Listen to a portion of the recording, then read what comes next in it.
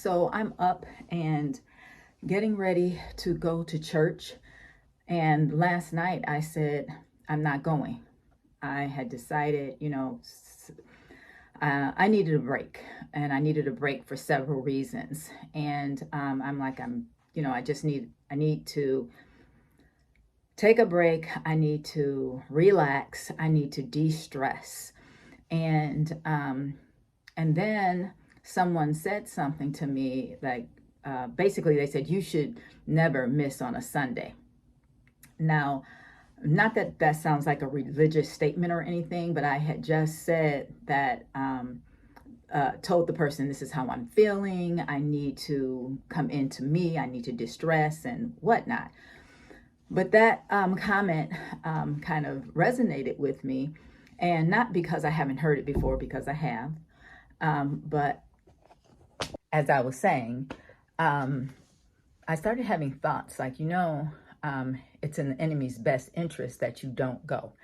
And I know how the enemy works in my life. So I'm thinking, you know what, that thought kept recurring. It was a reoccurring thought. Why doesn't he want you to go? Why doesn't he want you to go? But I'm looking at my own body, my feelings, and still agreeing that, yes, I do need to rest and de-stress and whatnot. But that thought, that there is a reason that he doesn't want you there. And when I get thoughts like that, I'm like, I need to push.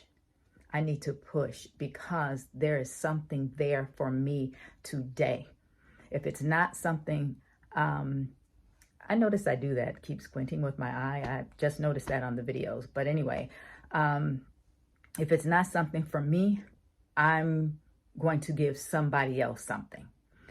So I'm on my way, and we'll see what happens. So I said I was going to come back and tell you about Sunday. So here I am. This is actually Thursday, but November 7th. And today happens to be my 31st wedding anniversary. So congratulations to us. And so Sunday, I'm so glad that I went. I'm telling you, like I said in that clip, I know how the enemy operates in my life when he's trying to get me to do the better thing. And even though that would have been understandable for me to stay home and rest and relax, there are times when there's a little something extra at work.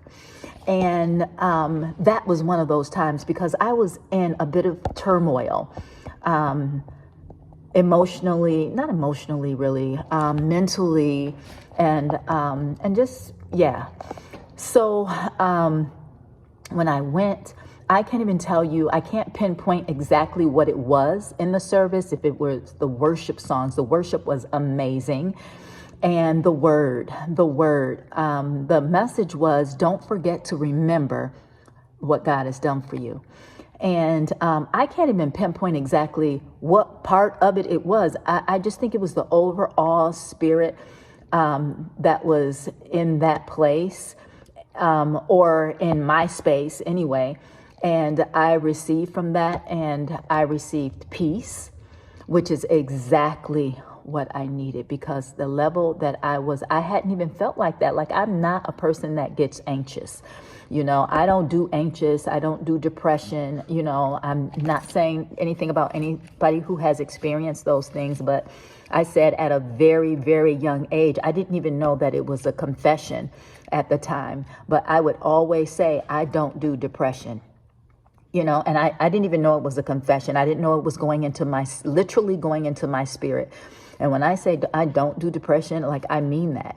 I saw early on that I don't like the way it looks. I don't like it, the way it makes people act. And I just said one day, I had to be in my late teens, early 20s. I was like, I don't do depression. And it's been in my spirit ever since. And anxiety was never a thing, it was never a thing for me. So I never thought to say it. But here I even hate to say it out of my mouth. It like creeped up, and I'm telling you, the thing was there, right?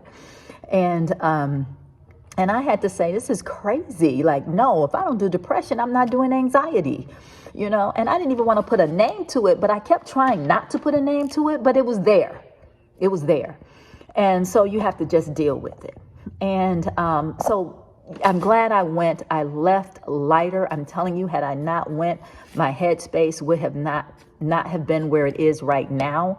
And I'm better for it. I am actually better for it. So the Lord, he does have a good plan for our lives. He knows what is best for us. And we need to follow him. When he nudges us, we need to follow, so I'm glad that I did.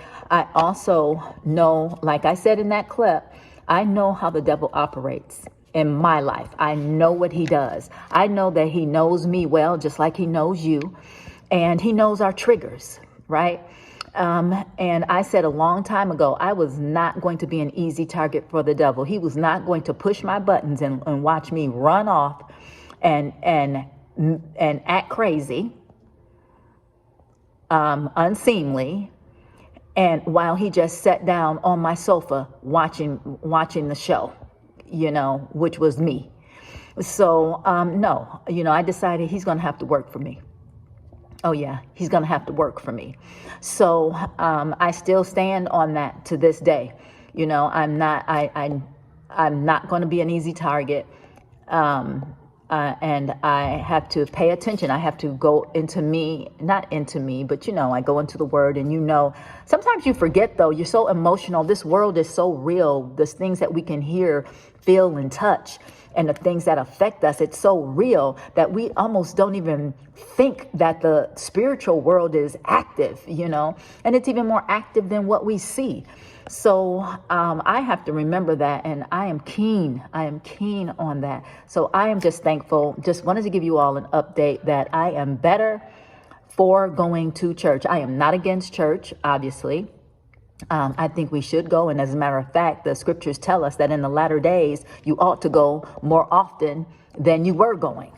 So, yeah, there's that. So anyway, thanks for listening.